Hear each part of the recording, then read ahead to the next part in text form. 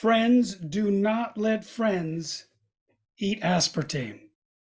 And to help you convince your friends, please save the link to this video and share it to anyone you know who still uses aspartame. I'm Jeffrey Smith, founding director of the Institute for Responsible Technology, and I've written about aspartame in my books, Seeds of Deception and Genetic Roulette. I want to share some findings that I think you'll find very interesting. In March 1976, the FDA task force submitted a 500-page report with 15,000 pages of exhibits on aspartame safety. And it clearly concluded that aspartame causes tumors and multiple health conditions. Here's a few of the relevant yet shocking findings from the FDA and congressional documents. First of all, tumors. They found tumors and then they removed them. Sometimes without reporting on it, sometimes without investigating it. And one of the excuses was that the masses were, quote, in the head and neck areas and prevented the animals from feeding. Or they left tissues in formaldehyde so long that the tumors dissolved before autopsies were done. Or autopsies were done and then the senior supervising pathologist who never attended them changed the findings. And some autopsies were done with people who had no experience. They failed to report the details of the tumors, including polyps in the uterus, ovaries, neoplasm, etc. And when they started a study for rhesus monkeys on aspartame, all of them died from grand mal seizures. They didn't perform autopsies. Instead, they financed a new monkey seizure study with a different methodology that showed no problems. Animals that died were sometimes recorded as being alive and vice versa. Some were dead and then later were magically resuscitated with vital signs being reported. Blood levels, blood chemistry was reported on some animals, but it turns out some of those animals had actually already died, so they got the blood levels from other animals. They used a statistical methodology, quite innovative, where they took a portion of the animals and found a problem. But in order to determine the percentage of animals in total, the denominator was the entire group. So let's say they found half of their sample had a problem.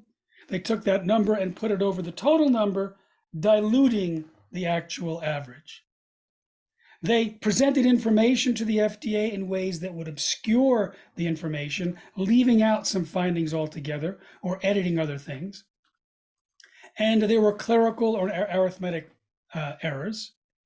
And in addition, the person who was in charge of analyzing and reviewing all the reproduction studies had only 1 year of prior experience as an employed by the Illinois Wildlife Service doing a study on population dynamics of cottontail rabbits. But don't worry, G.D. Searle bought him some books as to how he could conduct these studies.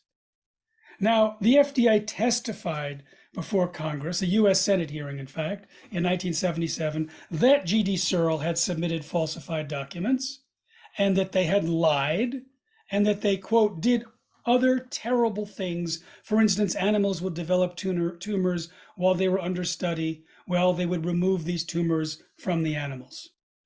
In human studies conducted later, they had to be terminated because some of the subjects developed bleeding eyes, detached retina, and blindness.